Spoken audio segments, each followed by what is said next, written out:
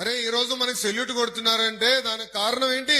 5 సంవత్సరాలు మనం చేసిన త్యాగాలు, మనం చేసిన పోరాటం. ఆ రోజు ఇదే సెల్యూట్ కొట్టే వాళ్ళు లాఠీ పట్టుకుని మన ఇబ్బంది పెట్టారు, మన ఇంటికి తాడు కట్టారు. ఆ తాడులు తెంచుకుని బయటికి వచ్చి విరోచితంగా మనందరం పోరాడం. అందుకే చెప్పిన, ఆనాడే చెప్పిన, ఇక్కడి నుంచే మొదలు పెడతాను ఆ కార్యక్రమాన్ని. కార్యకర్తల్ని కలిసిన తర్వాతనే ఏ కార్యక్రమాన్ని నేను చేయబడతాను.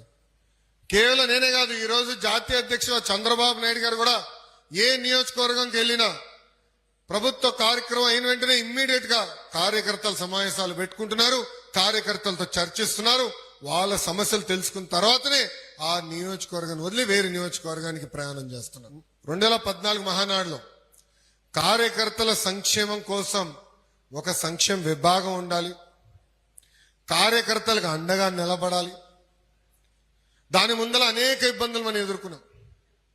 మీరు కానీ ఒక్కసారి చూస్తే 2004లో కాంగ్రెస్ పార్టీ అధికారంలోకి వచ్చినప్పుడు మన కార్యకర్తలు ఎట్లా చంపారు మనం అందరం చూసాం.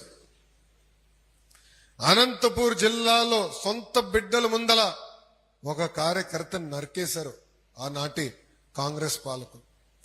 చంద్రబాబు నాయుడు గారు ఆనాడే ఆ పిల్లల్ని దత్తకు తీసుకుని అద్భుతంగా చదివించి ఈరోజు అదే పిల్లలు ఒక డెలాయిట్ లో, ఒకరు IBM లో పనిచేసే స్థాయికి తీసుకొచ్చారు. అది చూసి 2014 మహానాడులో కార్యకర్తల సంక్షేమం కోసం ప్రత్యేక విభాగం ఉండాలి, కార్యకర్తలను ఆదుకోవాలని రూపొందించాం.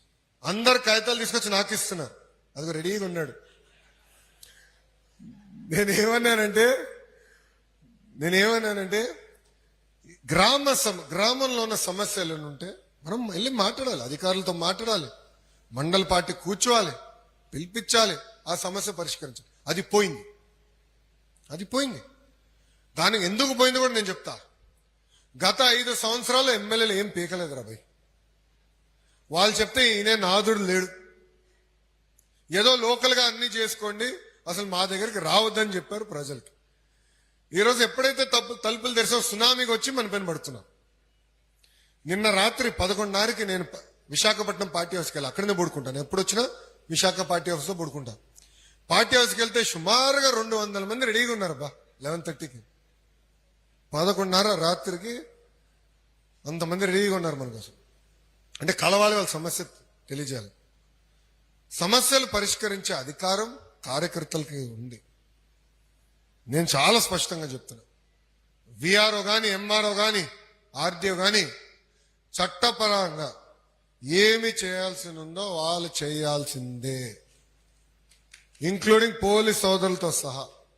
ఇది చాలా స్పష్టంగా నేను ఇన్ఛార్జ్ మంత్రి గారు కూడా చెప్తాం జరిగింది. ఈరోజు మంత్రి గారు నేను కోరతాం జరిగింది, డిస్కస్ చేశాం. అది అధికారులకి నేను చెప్తాను, ఈ సభాముఖంగా కార్యకర్తలకి, నాయకులు నేను తెలుపుతున్నాను. తెలుగుదేశం పార్టీ కార్యకర్తలు కబ్జాదారులు కావు. మనం ఎవరిని కొట్టాం, మనం ప్రజల కోసం సేవ చేసాం వచ్చాం. ఇప్పుడే పల్లన్న అన్నారు, విశ్వవిఖ్యాత నట సార్వభౌమ స్వర్గశ్రీ నందమూరి తారక రామారావు గారి సిద్ధాంతాలు మనకున్నాయి. ఇప్పుడు కూడా ఆ సిద్ధాంతాల పరంగా మనం అందరం నడవాలి. తెలుగులో ఎక్కడున్న అగ్రస్థానంలో ఉండాలనేది మన లక్ష్యం. అన్ని రాష్ట్రాల కన్నా అన్ని రంగాల్లో ఆంధ్ర రాష్ట్రం నంబర్ 1 ఉండాలి, తెలుగు నంబర్ 1 ఉండాలనేదే మన లక్ష్యం. దానికి మనందరం కష్టపడాలి, కలిసికట్టుగా పని చేయాలి. రెండోది, కష్టకాలాలు మనం మర్చిపోకూడదండి, కష్టకాలాలు మర్చిపోకూడదు. ఈరోజు ఎస్పీ గారు వస్తే నేను చెప్పా, 90% మీ పోలీస్ సిబ్బందిని తీసుకుని వెళ్ళండి సార్, మాకు ఇంతమంది అవసరం లేదు, మా కార్యకర్తలు ఏం చేయరు, వాళ్ళని కలిసిదానికి వస్తున్నారని. ఇదే పోలీస్ సోదరులు గతంలో మన ఇంటి నుంచి బయటికి రావాలంటే మన గేట్కి తాడు కట్టారు.